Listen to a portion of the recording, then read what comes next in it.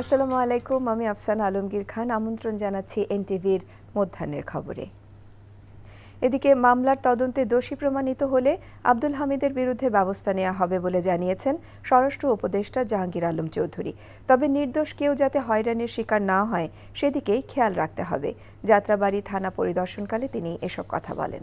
সাবেক রাষ্ট্রপতি বিদেশে গেছেন, আবার ফিরে আসছেন, তার বিরুদ্ধে এখনো কোনো ব্যবস্থা নেওয়া হয়নি। আপনারা বলছেন যে অনেক মামলাগুলি আছে, যে কিছু কিছু মামলাগুলি ইনভেস্টিগেশন হয় নাই। ইনভেস্টিগেশন হওয়ার পরে যে দোষী হবে তার আইনের আওতায় নেওয়া হবে। এই জন্য আমাদের ইনভেস্টিগেশনটা করতে দেন। যদি ইনভেস্টিগেশন করার পর যেই দোষী হোক না কেন, কাউরে আইনের বাইরে থাকা হবে না, তারা আমরা অবশ্যই আইনের আওতায় নিয়ে যাব।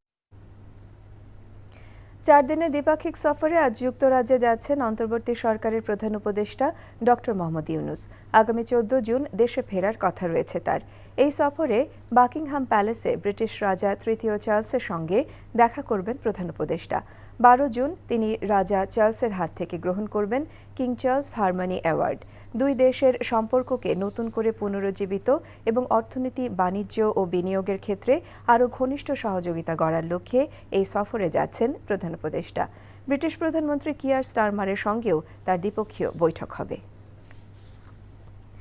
কানাডার অন্টারিও প্রদেশের একটি লেকে নৌকা ডুবে বাংলাদেশ বিমানের পাইলট ক্যাপ্টেন সাইফুজ্জামান গুড্ডু এবং বিজিএমই এর সাবেক ভাইস প্রেসিডেন্ট ও টিম গ্রুপের ব্যবস্থাপনা পরিচালক আবদুল্লাহ হিল রাকিবের মৃত্যু হয়েছে। অন্টারিওর লিনজি শহরের একটি লেকে নৌকা ভ্রমণের সময় পানিতে ডুবে তারা প্রাণ হারান। জানা গেছেন, সাইফুজ্জামান গুড্ডু তার স্ত্রী ও কন্যাকে নিয়ে স্থানীয় সময় শনিবার ঢাকা থেকে টরন্টো পৌঁছান।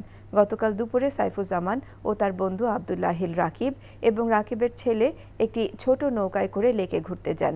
নৌকাটি হঠাৎ উল্টে গেলে রাকিবের ছেলে সাঁতরে নিরাপদে তীরে পৌঁছালেও বাকিরা স্রোতের টানে নিখোঁজ হন। পরে উদ্ধারকর্মীরা লেক থেকে সাইফুজ্জামান ও রাকিবের মৃতদেহ উদ্ধার করেন। এই ছিল মধ্যাহ্নের খবরে।